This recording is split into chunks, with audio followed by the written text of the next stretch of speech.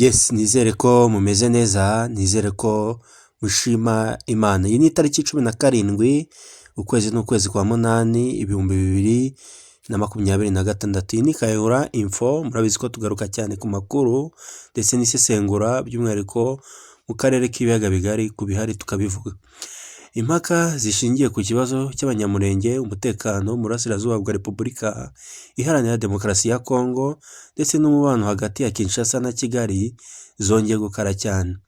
Kuri iyi nshuro impaka zazamuwe n'amagambo yavuzwe n'umuvugizi wa guverinoma ya Repubulika Iharanira Demokarasi ya Kongo Patrick Muyaya ndetse n'umuvugizi wa guverinoma y'u Rwanda Yolande Macron.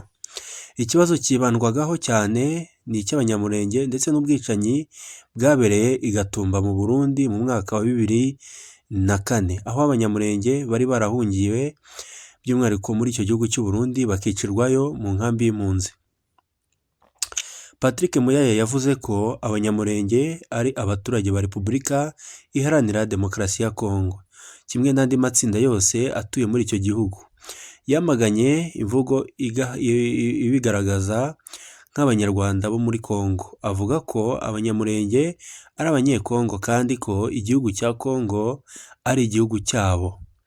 Muyaya kandi yanenze uburyo ikibazo cy'abanyamurenge gikoreshwa muri politiki y'umutekano wo mu burasirazuba bwa Repubulika Iharanira Demokarasi ya Kongo.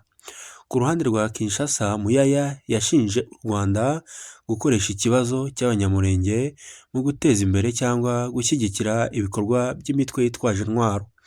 Yavuze ko hari aho u Rwanda ruhuriye n'imitwe nka M23, Twirwaneho ndetse na Red Tabara. Ibi ariko ni ibirego bya guverinoma ya Repubulika Iharanira Demokarasi ya Kongo, mu gihe u Rwanda rumaze igihe rubihakana kandi narwo rugashinja Kinshasa kugira uruhare mu bikorwa by'imitwe irwanya Repubulika y'u Rwanda. Amagambo ya Muyaya kandi aje nyuma y'umuhango wo kwibuka abanyamurenge bishwe i Gatumba mu Burundi, umuhango wabereye i Kigali ku itariki 13 Kanama 2004. Abantu bitwaje intwaro bateye inkambi y'impunzi yari iri Gatumba mu gihugu cy'u Burundi nk'uko nari nabivuze. Abanyamurenge bari barahungiye muri iyo nkambi nibo bibasiwe cyane, baricwa ku buryo bukomeye cyane.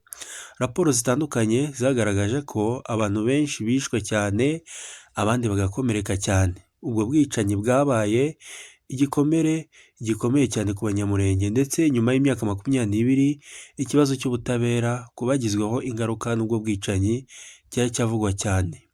Uyu mwaka ubwo abanyamurenge bibukaga ababo, hanavuzwe cyane ku burenganzira bwabo, umutekano wabo ndetse n'uruhare bagomba kugira mu bibazo bya politiki ndetse n'umutekano by'igihugu cya Kongo. Umuvugizi wa guverinoma y'u Rwanda Yolande Macron ntiyatinze gusubiza Patrick Muyaya. Macron yavuze ko Muyaya akomeje guhindura umunsi wo kwibuka abazize Gatumba urubuga rwo gukwirakwirizamo ubutumwa burwanya u Rwanda. Mu magambo ye, Macron yashimangiye ko abanyamurenge bishwe i Gatumba bari abanyekongo, ariko yavuze ko kuba ari abanyekongo bitagomba gutuma urwibutso rwabo rukoreshwa nk'intwaro ya politike. Yagize ati ikibazo gikomeye cyane ni uko abantu bagomba kwibuka abishwe ndetse no gushaka ubutabera bwa nyabwo, aho gukoresha urwo rwibutso mu guhindura cyangwa se kugoreka impamvu z'umutekano muke ukomeje kuba mu burasirazuba bwa Repubulika Iharanira Demokarasi ya Kongo. Muri iki gisubizo, Yolande Macron yongeye kugaragaza ikibazo cya FDLR. U Rwanda rushinja FDLR kuba umutwe ugizwe ahanini n'abasize bakoze Jenoside yakorewe Abatutsi mu Rwanda mu 1994 ndetse n'abakomeza gukorana n'abandi cyangwa se n'andi mitwe yitwaje intwaro muri Repubulika Iharanira Demokarasi ya Kongo. Macron yavuze ko mu gihe Kinshasa ikomeje kuvuga ku kibazo cy'abanyamurenge, hakwiriye no kwitabwa ku mitwe cyane nka FDLR ikorera ku butaka bwa Kongo. Yanavuze ko ibyo binyuze cyangwa se ibyo binyuranye n'intego z'amasezerano y'amahoro ya Washington agamije gushaka ibisubizo cyangwa se igisubizo kirambye ku bibazo by'umutekano hagati y'u Rwanda na Repubulika Iharanira Demokarasi ya Kongo.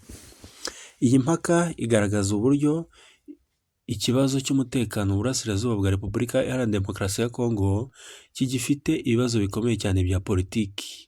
Kinshasa ikomeje gushinja Kigali gushyigikira M23 n'indi mitwe ifite aho ihuriye n'abanyamurenge. Ku rundi ruhande, Kigali ivuga ko Repubulika Iharanira Demokarasi ya Kongo igomba kubanza gukemura ikibazo cy'imitwe irwanya u Rwanda cyane cyane FDLR ndetse ikareka gukoresha ikibazo cy'abanyamurenge nk'igikoresho cya politiki. Ni muri urwo rwego rero amagambo ya Muyaya ndetse na Makoro akomeza kugaragaza itandukaniro rikomeye cyane riri hagati y'ibisobanuro bya Kinshasa n'ibya Kigali ku mpamvu z'umutekano muke mu burasirazuba bwa Kongo. Ikintu cy'ingenzi cyane cyagaragaye muri iyi mpaka ni uko impande zombi zemeranya ku ngingo imwe: abanyamurenge ni abaturage ba Kongo. Icyo cyo mukimenye, ariko aho zitandukaniye cyane ni ku buryo ikibazo cyabo kigomba gufatwa ndetse n'uwakagombye kuryozwa ibyo bibazo by'umutekano bikageraho. Kinshasa ivuga ko ikibazo cy'abanyamurenge kigomba gukemurirwa imbere muri Kongo kandi ko nta kindi gihugu gikwiye kugikoresha mu kwivanga mu bibazo by'iki gihugu. Kigali yo ivuga ko umutekano w'abanyamurenge n'uburenganzira bwabo bidakwiye kwirengagizwa cyane cyane mu gihe imitwe yitwaje intwaro ikomeje kuvugwa mu burasirazuba bwa Repubulika Iharanira Demokarasi ya Kongo. Impaka hagati ya Patrick Muyaya ndetse na Yolande Makoro zije mu gihe akarere k'ibiyaga bigari kari mu gihe gikomeye cyane cyo gushaka amahoro arambye hagati y'u Rwanda ndetse na Repubulika Iharanira Demokarasi ya Kongo. Muri iki kibazo cy'abanyamurenge cyongeye kuba ingingo ikomeye cyane y'impaka za politiki, bigaragaza ko ibibazo by'amateka, ubwenegihugu, umutekano ndetse n'imitwe yitwaje intwaro bikomeje kuba uruhurirane rutoroshye mu gukemura. Ikindi kigaragara ni uko urwibutso rwa Gatumba rukomeje kuba ikibazo gikomeye cyane ku banyamurenge ndetse no ku mpaka za politiki hagati ya Kigali ndetse na Kinshasa. Kugeza ubu impande zombi ziracyafite imyumvire itandukanye cyane ku mpamvu nyamukuru zitera umutekano muke mu burasirazuba bwa Repubulika Iharanira Demokarasi ya Kongo. Ariko ikibazo gikomeye cyane abaturage bo muri ako karere bakomeje kwibaza ni kimwe: ese amahoro arambye azagerwaho ryari? Kandi ninde ugomba gufata iya mbere mu gukemura ibibazo by'imitwe yitwaje intwaro, umutekano w'abaturage n'ubutabera ndetse no kubahohotewe? Ibyo byose ni ibyibazwa. Iyi ni Kayihura Info, kora subscribe tujye dukomeza kubana amakuru agiye atandukanye.